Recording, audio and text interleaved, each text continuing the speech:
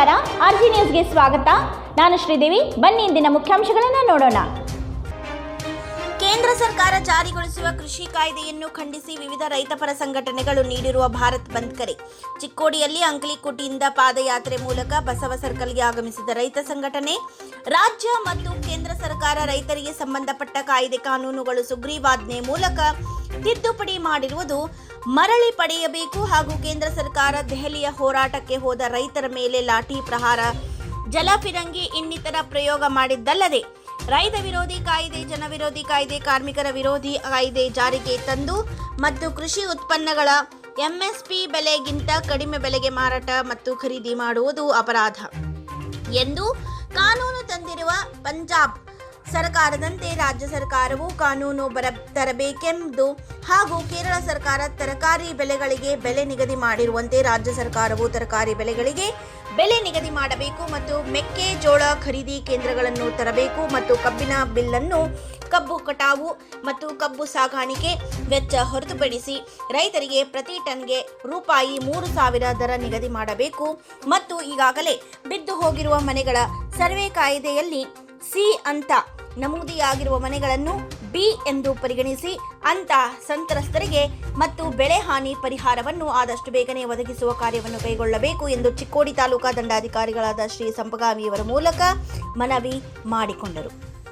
ಈ ಸಂದರ್ಭದಲ್ಲಿ ಚಿಕ್ಕೋಡಿ ತಾಲೂಕಾ ರೈತ ಸಂಘ ಅಧ್ಯಕ್ಷರು ಮತ್ತು ರೈತ ಮುಖಂಡರಾದ ಮಂಜುನಾಥ್ ಪರಗೌಡ, ಸಮಾಜ ಸೇವಕರಾದ ಶ್ರೀ ಚಂದ್ರಕಾಂತ್ ಹುಗ್ಗೇರಿ, ಸಂಜು ಬಡಿಗೇರ್ ಹಾಗೂ ಇನ್ನಿತರ ರೈತ ಮುಖಂಡರು ಉಪಸ್ಥಿತರಿದ್ದರು. ಚಿಕ್ಕೋಡಿ ತಾಲೂಕಿನ ಅನ್ನದಾತರೆಲ್ಲ ಸೇರಿಕೊಂಡು ಇವತ್ತು ಚಿಕ್ಕೋಡಿಯಲ್ಲಿ ಪ್ರತಿಭಟನೆಯನ್ನು ಮಾಡ್ತಾ ಇದ್ದೀವಿ. ಯಾವ ಕಾರಣಕ್ಕಪ್ಪ ಅಂತಂದರೆ ಇವತ್ತು ದೆಹಲಿಯಲ್ಲಿ ಏನೊಂದು ರೈತರ ಚಳುವಳಿಯನ್ನು ಚಾಲನೆ ಆಗೈತಿ. ಆ ಚಾಲನೆಯಾಗಿ ಇವತ್ತು ನರೇಂದ್ರ ಮೋದಿಯವರು ಆ ಪ್ರತಿಭಟನೆಗೆ ಒಂದು ಯಾವುದೇ ರೀತಿಯಿಂದ ರೆಸ್ಪಾನ್ಸ್ ಕೊಡ್ತಾ ಇಲ್ಲ. ಆ ಕಾರಣಕ್ಕಾಗಿ ಇವತ್ತು ದೆಹಲಿ ಬಂದ್, ಭಾರತ್ ಬಂದ್, ಕರ್ನಾಟಕ ಬಂದ್ ಅಂತ ಏನು ಕರೆ ಕೊಟ್ಟಿದ್ದಾರೋ ಆ ಕರೆಗಾಗಿ ನಾವು ಪ್ರತಿಭಟನೆ ಮಾಡತ್ತೀವಿ.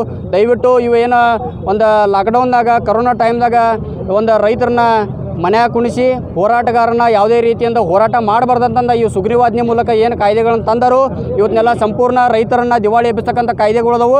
ಖಾಸಗಿ ಮಾಡಿಕೆಸಿಂದ ಇವ್ರ ತಾವು ಗಪ್ ಆರಾಮ್ ಮನ್ಯಾಗ ಕುಂಡ್ಬೇಕಂತ ಕೆಲಸ ಮಾಡತ್ತಾರ.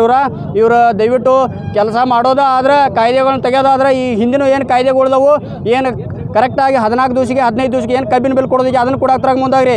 ಒಂದು ಏನು ನಮ್ಮ ರೈತ ಬೆಳೆದಂಥ ಬೆಳೆಗೆ ಒಂದು ಬೆಲೆ ನಿಗದಿ ಮಾಡಿರಿ. ಏನು ಪಂಜಾಬ್ ಸರ್ಕಾರ ಹಾಗೂ ಕೇರಳ ಸರ್ಕಾರದವ್ರು ಏನು ಮಾಡಿದ್ರು ಅಂಥ ಕಾಯ್ದೆಗಳನ್ನು ತೆಗೀರಿ. ಅದನ್ನು ಬಿಟ್ಟು ಇವ್ರೇನು ರೈತರನ್ನ ದಿವಾಳಿ ಎಬ್ಬಿಸುವಂಥ ಕಾಯ್ದೆಗಳು ತೆಗೆಯತ್ತಾರೋ ಇವನ್ನ ಸಂಪೂರ್ಣ ರೈತರಿಗೆ ಒಂದು ವರದಿಗಾರರು ನದೀಮ್ ನಾಯಕ್ವಾಡಿ, ಆರ್ಜಿಎ ನ್ಯೂಸ್, ಚಿಕ್ಕೋಡಿ.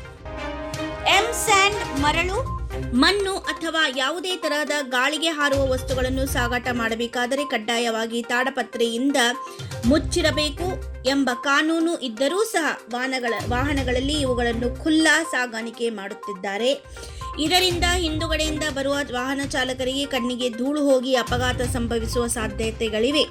ಇಂತಹ ವಾಹನಗಳ ಹಿಂಬದಿಯ ವಾಹನ ಚಾಲಕನ ಕಣ್ಣಿಗೆ ಒಂದು ವೇಳೆ ಹರಳು ಬಡಿದರೆ ಅಂತೂ ಕಣ್ಣೇ ಹೋಗಬಹುದು. ಇಂತಹ ಅನಾಹುತಗಳು ಸಂಭವಿಸುವ ಮುನ್ನ ಸ್ಯಾಂಡ್, ಮಣ್ಣು, ಮರಳು ಸಾಗಾಟದ ವಾಹನಗಳ ಮೇಲೆ ನಿಗಾ ವಹಿಸುವ ಅತ್ಯಂತ ಅವಶ್ಯಕತೆ ಇದೆ.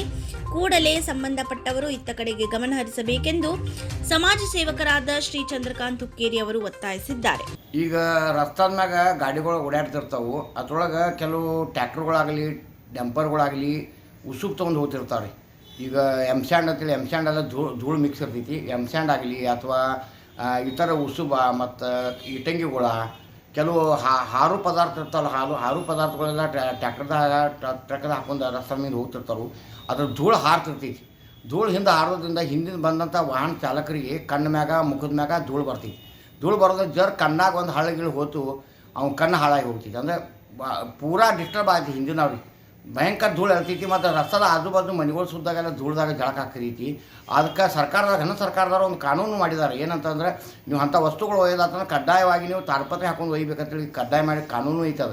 ಅದು ಕಾನೂನು ಗಾಳಿಗೆ ತೂರಿ ಸಾಕಷ್ಟು ಜನರು ಏನು ಐತಿ ಇದು ಉಸುಬ, ಸ್ಯಾಂಡ, ಉಸುಬ, ಕಡಿ ಮತ್ತು ಬಗ್ಯಾಸ, ಖತ ಇಂಥದ್ದೆಲ್ಲ ಕೆಲವು ವಸ್ತುಗಳನ್ನ ಗಾಡಿ ಹಾಕೊಂಡು ಹೋಗ್ತಿರ್ತಾರೋ ಅದು ಹಿಂದೆ ಧೂಳು ಹಾರ್ತಿರ್ತೈತಿ. ಇದನ್ನು ಸಾಕಷ್ಟು ಅಪಘಾತಗಳು ಆಗಿದಾವ. ಖರೆ ಹೇಳೋರು ಯಾರ ಹಿಂಗೆ ಪರಿಸ್ಥಿತಿ ಆಗೈತಿ. ಅದಕ್ಕೆ ಈ ಚಿಕ್ಕೋಡಿ ಟು ಅಂಕ್ಲಿ ಮಾರ್ಗದಾಗ ಒಂದು ಡಂಪರ್ ನೋಡಿದ್ರು ನಾವು. ಭಯಂಕರ ಧೂಳು ಬರ್ತಿತ್ತು. ಅದು ಹಿಂದೆ ನಾವು ಇದ್ರ ಕಂಟಾಜ್ ನಾವು ಹಿಂದೆ ನಿಂತು ಅದು ಹೋಗ್ಲಿ, ಗಾಡಿ ಮುಂದೆ ಹೋಗಲಿ, ಆಮೇಲೆ ಹೋಗೋಣ ಅಂತೇಳಿ. ಅಂದ್ರೆ ಇಂಥ ಪರಿಸ್ಥಿತಿ ಐತಿ. ಅದಕ್ಕೆ ದಯಮಾಡಿ ಏನೈತಿ, ಸಂಬಂಧಪಟ್ಟ ಅಧಿಕಾರಿಗಳು ಇಂಥ ವಾಹನಗಳನ್ನು ತಡೆದ ಕಾನೂನು ಪ್ರಕಾರ ನೀವಂತ ತಾಡ್ಪತ್ರ ಹಾಕೊಂಡು ಹೋಗ್ರಿ ಅಂತೇಳಿ ಅವ್ರು ಮನವರಿಕೆ ಮಾಡಬೇಕು. ಮತ್ತು ಮುಂದೆ ಅನಾಹುತ ಅವಕತ ಮೊದಲು ಇದ್ರ ಮ್ಯಾಗ ಒಂದು ಕಾನೂನು ಕ್ರಮ ಆಗಬೇಕಂತೇಳಿ ತಮ್ಮ ವಾಹಿನಿ ಮುಖಾಂತರ ಹೇಳಿಕೆ ನಾನು ಇಷ್ಟಪಡ್ತೀನಿ. ಚಂದ್ರಕಾಂತ್ ಹುಕ್ಕೇರಿ, ಸಮಾಜ ಸೇವಕರು, ಚಿಕ್ಕೋಡಿ. ಚಿಕ್ಕೋಡಿ ತಾಲೂಕಿನ ಸದಲ್ಗಾ ಪಟ್ಟಣ ಪಂಚಾಯಿತಿಯಲ್ಲಿ ನೂತನವಾಗಿ ಸ್ಥಾಯಿ ಸಮಿತಿಯ ಅಧ್ಯಕ್ಷರಾಗಿ ಆಯ್ಕೆಯಾದ ಶ್ರೀಮತಿ ವಿಜಯಲಕ್ಷ್ಮಿ ಸಂತೋಷ್ ನವಲೆ ಅವರಿಗೆ ಪಟ್ಟಣ ಪಂಚಾಯಿತಿಯ ಸದಸ್ಯರು ಹಾಗೂ ಗ್ರಾಮಸ್ಥರು ಅಭಿನಂದನೆ ಸಲ್ಲಿಸಿದ್ದಾರೆ. ಈ ಸಂದರ್ಭದಲ್ಲಿ ಪಟ್ಟಣ ಪಂಚಾಯಿತಿಯ ಅಧ್ಯಕ್ಷರಾದ ಶ್ರೀ ಸುರೇಶ್ ಉದ್ಗಾವೆ, ಉಪಾಧ್ಯಕ್ಷರಾದ ಸುಹಾಸ್ ಬಾಳ್ಕೆ, ಸದಸ್ಯರಾದ ಉದಯ್ ಬದನಿಕಾಯ್, ಮೆಹಬೂಬ್ ಕಾಲೆ, ಭೀಮಾ ಮಾಳ್ಗೆ, ಸತೀಶ್ ಪಾಟೀಲ್, ರವಿ ಗೋಸಾವಿ, ರಾಜಶ್ರೀ ಅನೂರೆ, ಸುಜಾತಾ ಕುಂಬಾರ್, ನೌಶಾದ್ ಬಿ ಮುಜಾವರ್, ಸುಗಂಧ ಬಾಳ್ಕೆ ಹಾಗೂ ಹಿರಿಯರಾದ ಅರುಣ್ ದೇಸಾಯಿ, ರಾಜು ಗುಂಡಕಲ್ಲೆ, ಪಿರ್ಗೌಡ್ ಪಾಟೀಲ್, ಮುನ್ನಾ ಪಾಟೀಲ್, ಉದಯ್ ಗುಂಡಕಲ್ಲೆ, ಪ್ರಕಾಶ್ ಅನೂರೆ, ಸಂತೋಷ್ ನವಲೆ ಸೇರಿದಂತೆ ಪಟ್ಟಣದ ನಾಗರಿಕರು ಉಪಸ್ಥಿತರಿದ್ದರು.